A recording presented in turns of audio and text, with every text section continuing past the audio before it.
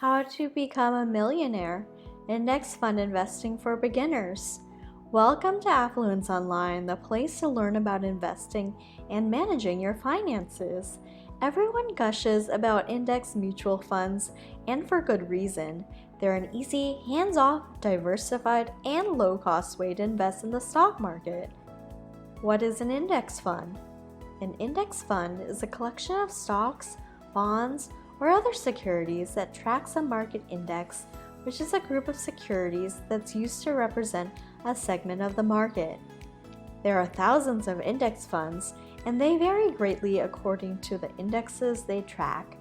Index funds are available for a wide range of investments beyond stocks, including bonds, commodities, and real estate. Some index funds just own a small number of stocks, while others own thousands of different stocks. Regardless of which index they track, the primary objective of an index fund is to match the performance of the underlying index. How do index funds work? Index funds are ETFs or mutual funds that track a market index. By purchasing this ETF or mutual fund, you are virtually buying a basket of underlying stocks or bonds. You can buy and sell index funds actively every day or hold on to them over time.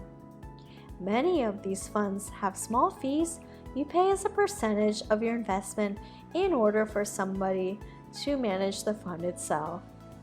What are the advantages of investing in index funds? 1. Broad diversification.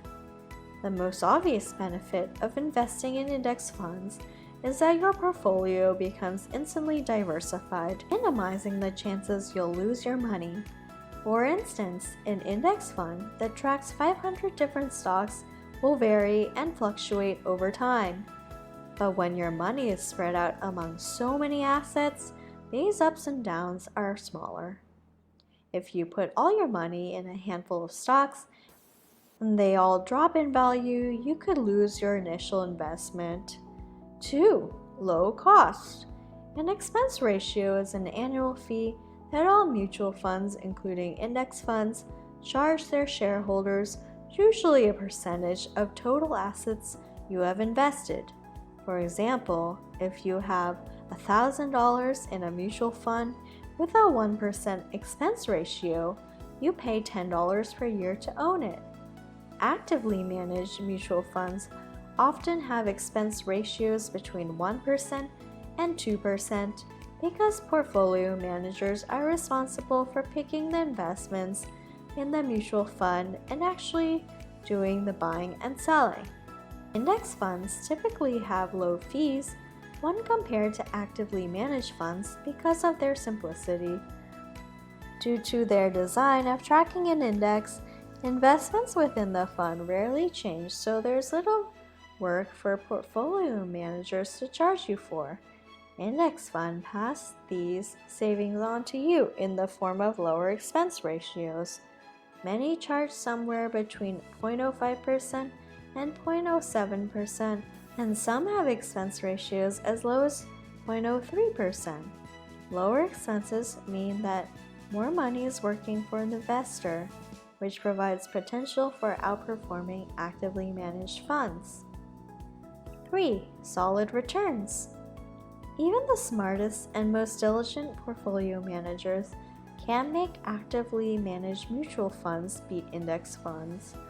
Only 23.51% of actively managed mutual funds outperform the S&P 500 over 5 years, according to the latest data from Standard & Poor's.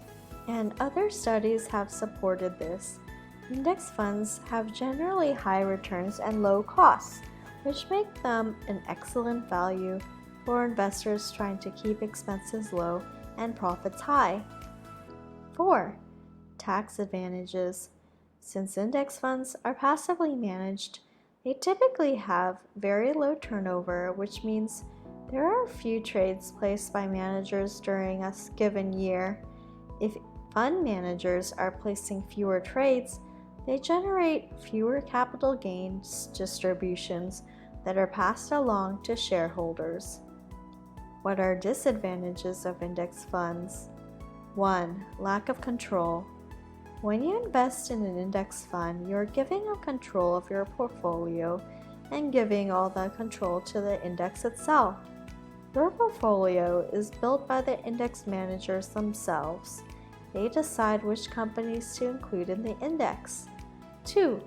Low flexibility. Since index funds are passively managed, the fund manager cannot buy and sell securities at their discretion to react to adverse market conditions. 3. Possible tracking errors.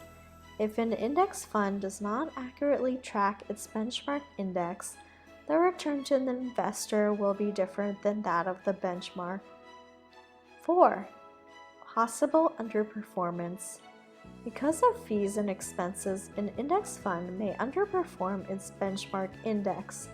Typically, the index with the lowest expense ratios can more accurately track the index than similar ones with higher expense ratios. Want to start buying index funds? You can purchase an index fund directly from a mutual fund company or a brokerage. Same goes for exchange-traded funds. When you're choosing where to buy an index fund, consider 1. Fund selection. Do you want to purchase index fund from various fund families? The big mutual fund companies carry some of their competitors' funds, but the selection may be more limited than what's available in a discount broker's lineup. 2. Convenience. Find a single provider who can accommodate all of your needs.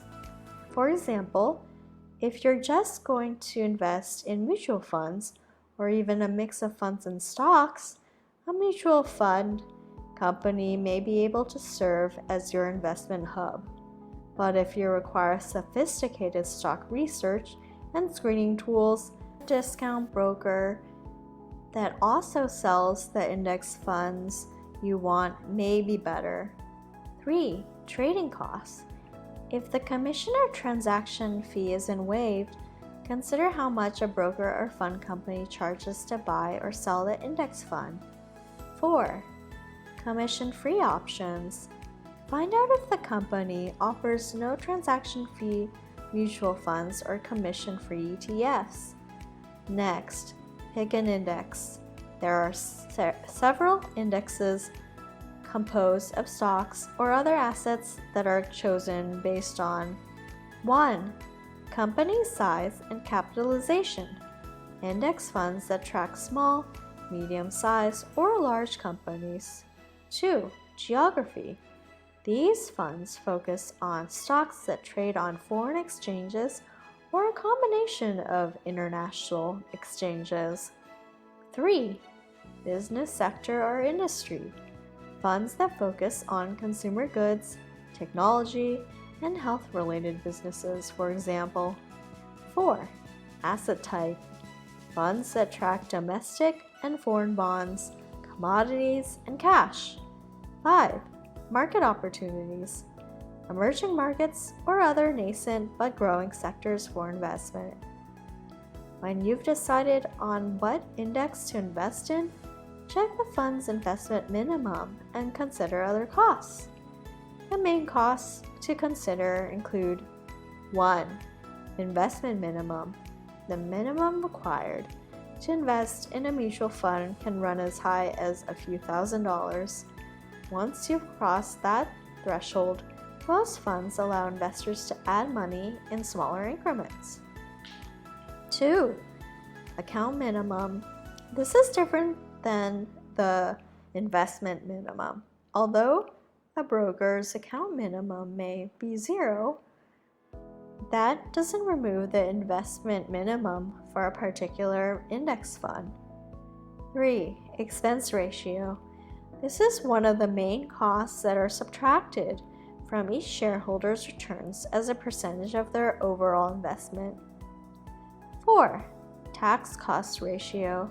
In addition to paying fees, owning the fund may trigger capital gains taxes if held outside tax-advantaged accounts, like a 401k or an IRA.